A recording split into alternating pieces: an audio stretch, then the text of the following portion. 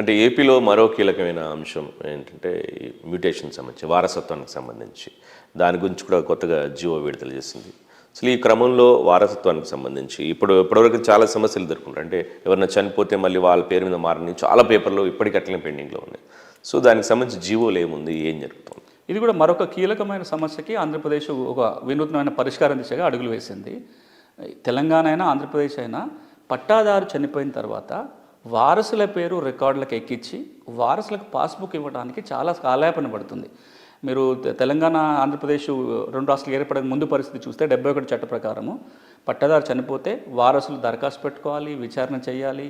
అదంతా అయిపోయిన తర్వాత రికార్డుకి ఎక్కించి పాస్బుక్ రావాలంటే ఒక్కొక్కసారి ఏండ్ల తరబడి పడిన సందర్భాలు కూడా ఉన్నాయి. అంతదాకెందుకు 2017లో భూ రికార్డుల ప్రక్షాళన చేస్తున్నప్పుడు చాలా గ్రామాలలో వందల మంది చనిపోయిన వ్యక్తుల పేర్లు పట్టదారులుగా రికార్డులు కొనసాగుతూ ఉన్నాయి. ఈ రోజు కూడా మీరు ఆంధ్రప్రదేశ్లో తీసుకుంటే కూడా చనిపోయిన వ్యక్తులు పట్టదారులుగా ఉన్న సందర్భాలు బోల్డ్ ఉంటాయి. ఎందుకంటే పట్టా మార్పిడికి చాలా సమయం పడుతుంది కాబట్టి.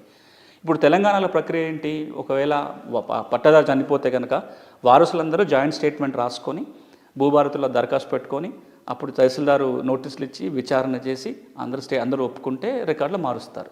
ఈ ప్రక్రియకి ఇప్పటికి కూడా భూభారతి వచ్చిన తర్వాత కూడా కొంత సమయం పడుతుంటుంది. ఇక్కడ ఆంధ్రప్రదేశ్లో కూడా ఏమవుతుంది, అక్కడ కూడా విచారణ చేయాలి, వారసులందరూ రావాలి, ఒప్పుకోవాలి, అప్పుడు మాత్రమే చేయాలి.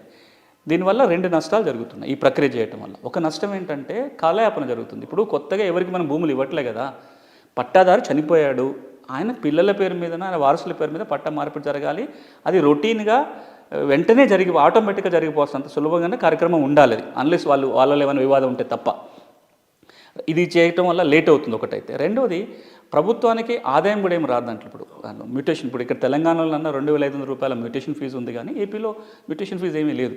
ఇప్పుడు ఆంధ్రప్రదేశ్ ప్రభుత్వం విషయంలో ఏ నిర్ణయం తీసుకుంది అంటే, మీరు సేల్ డీడ్ ఎట్లయితే రిజిస్ట్రేషన్ చేసుకుంటారో ఈ పట్టదారు చనిపోయాక వారసులు కూడా పోయి రిజిస్ట్రేషన్ చేసుకునే ఒక విధానాన్ని తీసుకొచ్చింది. దానివల్ల ఏమవుతుంది, రిజిస్ట్రేషన్ కాగానే ఎట్లాగో మ్యూటేషన్ జరిగిపోతుంది. మీరు ఎట్లాగో మ్యూటేషన్ పోయినప్పుడు అన్నా అందరూ కలిసిపోతే తప్ప మ్యూటేషన్ కాదు. అదేదో మీరు రిజిస్ట్రేషన్ చేసుకోగలిగితే డాక్యుమెంట్ని, మ్యూటేషన్ ప్రక్రియ సులభం అవుతుంది, ప్రభుత్వానికి కొంత ఆదాయం వస్తుంది. రెండోది, ఈ మ్యూటేషన్ రిజిస్ట్రేషన్ చేయమని చెప్పటమే కాకుండా ఫీజు చాలా నామినల్ పెట్టారు. భూమి విలువ 10 లక్షల వరకు, 10 లక్షల లోపల ఉన్న వాటన్నిటికీ 100 రూపాయలు ఫీజు.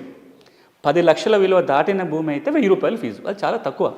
ఇప్పుడు తెలంగాణలో మ్యూటేషన్ ఫీజే ఇక్కడ 2500 తీసుకుంటున్న సందర్భంగా ఇప్పుడు అది కూడా రిజిస్ట్రేషన్ ఎక్కడ చేస్తారు? చిన్న సన్నకారు రైతులు ఎవరైనా ఎంత